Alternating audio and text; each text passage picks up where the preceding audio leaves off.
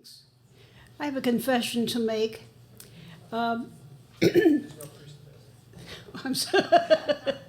confession is that these are old poems. I've gone back into my archives and pulled some things out that I wrote some time ago.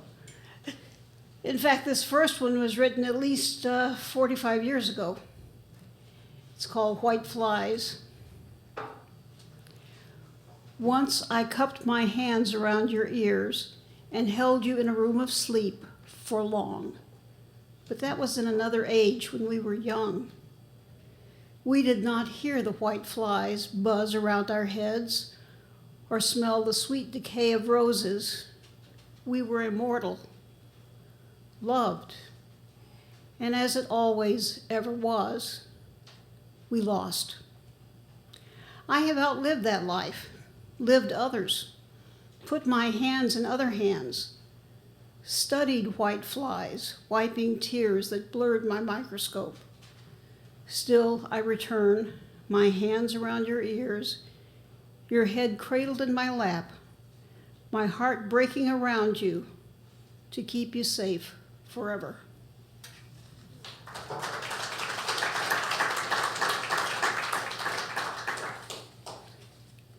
This is a true story. Title is Undone. Sometimes we break apart, undone by lack of some small fastener.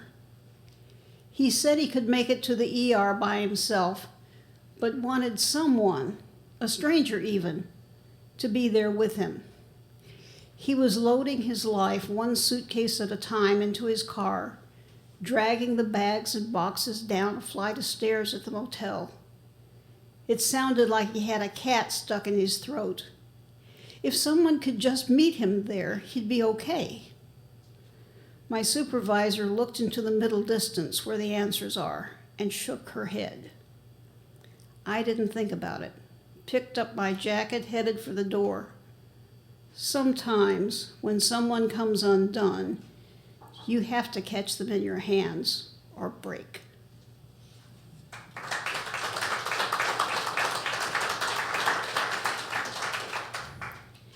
It seems that about 15 years ago, there was an article in Time magazine about an unexpectedly large black hole.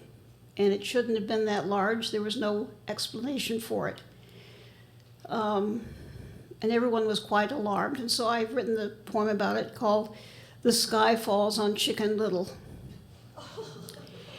As a species, we disappoint. Every 1,000 years ago, we get a Buddha, a prophet, or a son of God. They speak of love, which is a unity. We listen long enough to make division, then go to war. We want to be the only favorite chosen child.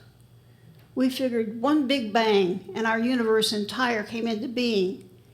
We had a physics that explained black holes, and we were comforted.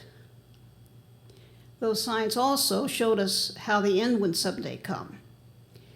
Then unexpectedly a void appeared. By our reckoning, it should have been small and intractable as a pet rabbit. Instead, it dwarfed our sun 12 billion times. It pleased us we could count that high, but either our physics lied, or maybe our Big Bang was not the only bang there was. It's hard to get our heads around.